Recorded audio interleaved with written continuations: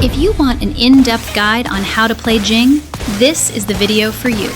I'm going to break everything down into 3 parts: her skills, her combos, and in-game situations. And make sure you watch the entire video so you don't miss a single thing in this guide. Because if you skip anything, you're going to miss how Jing is actually played at a high level. Jing's passive is what makes her broken. This is where your resets come from, and this is how you keep your damage going. If you're not using this properly, you're basically playing without damage. Jing's passive creates a mirror image whenever she uses a skill. Jing and her mirror apply different marks when dealing damage. When both marks are applied to the same target, it triggers damage and refreshes her skill 1 and skill 2. The farther Jing is from her mirror, the more damage it deals. So when I'm taking buffs, I create a mirror, move away, then use Smite to maximize the damage. Now, her first skill. This is your main source of damage. You dash forward, dealing damage. After using it, your next basic attack is enhanced. You use this to engage or initiate fights. This is how you start your combos. Skill 1, basic attack. Skill 1, basic attack. We'll break that down later. Next, her second skill, Jing and her mirror, deal damage to nearby enemies. You also recover health and gain movement speed. You use this to sustain in fights, reposition, and keep your combos going. Based on my experience, this is mainly for the healing and movement speed. You use this to heal, especially when clearing the jungle, and it's especially strong when paired with your third skill, for repositioning and moving around the map. Jing's third skill lets her switch places with her mirror. It stores charges over time, allowing multiple swaps for fast repositioning and outplays. Jing's ultimate pulls enemies in and creates a mirror domain. Mirror fragments are generated around the domain, and when Jing or her mirror hits an enemy, the fragments fly in and deal additional damage. She also gains extra charges for her third skill when dealing damage, allowing constant repositioning. Enemies at the center are briefly immobilized, while Jing and her mirror move to opposite sides.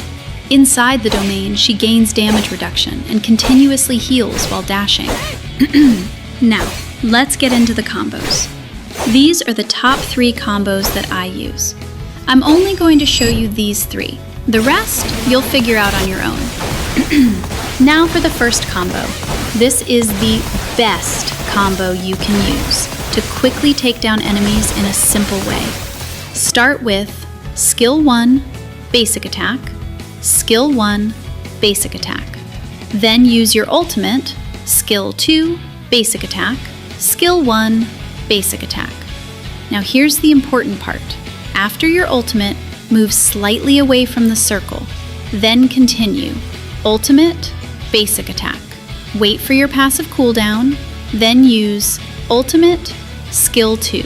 Once your skills reset, you can continue.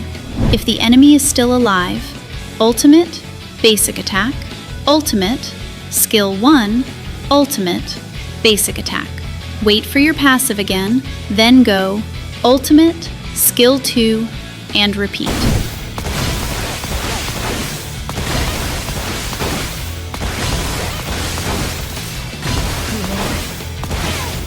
Now, here's another variation I use in team fights.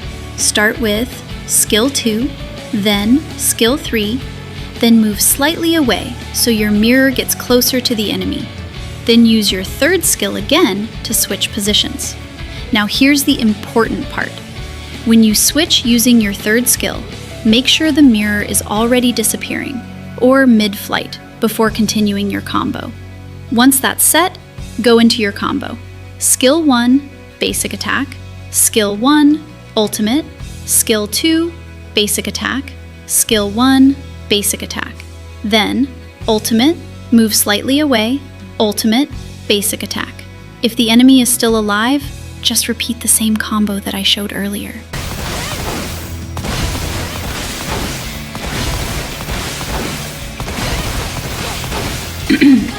Now for the last combo. This is the best combo for cleaning up enemies. because of how fast it is, depending on your fingers. But this combo is mainly used against squishy heroes, or low health targets.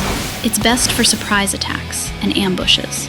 The combo is simple: Skill 2, Skill 3, Skill 1, Ultimate, Basic Attack, Skill 2, Skill 1, Basic Attack. After that, you can continue with the same follow-up combo I explained earlier, if the enemy is still alive. This combo is all about speed and catching enemies off guard.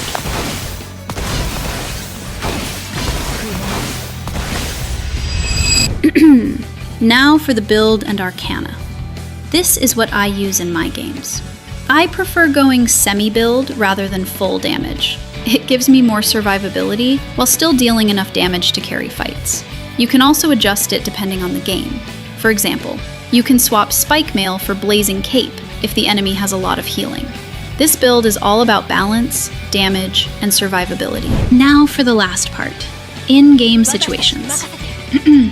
The first thing I always do when clearing minion waves in mid lane is I pretend I'm just farming normally. I don't show any aggression. I just clear the wave and stay in range. Then, when the enemy gets close enough, I immediately punish them and go in with my combo. This works really well as a bait play. And if you have a teammate with high mobility, like my Shiranui, it becomes even stronger. They can respond instantly and follow up on your engage. So it turns into a very fast and deadly setup.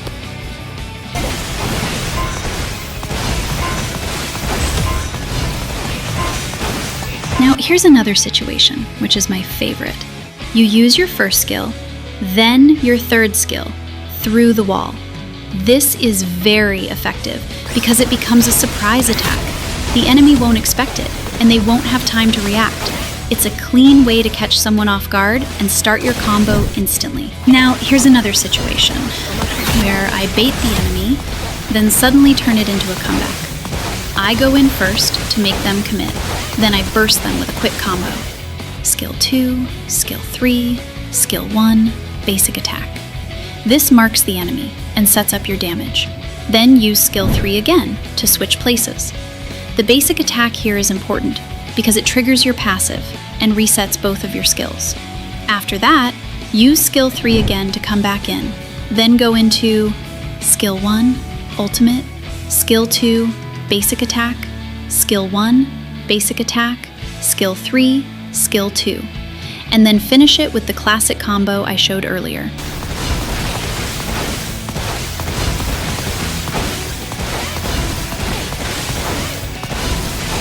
Now here's another one. This is for flashy plays.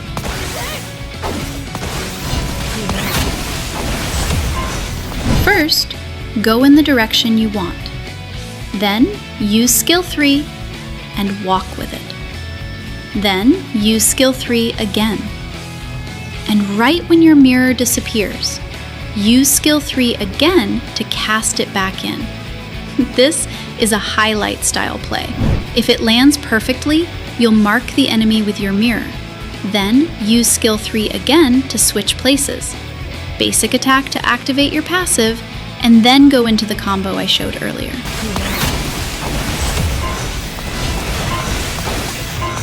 That's it for the video. If you learned something, make sure to like and subscribe for more Jing guides. See you in the next one!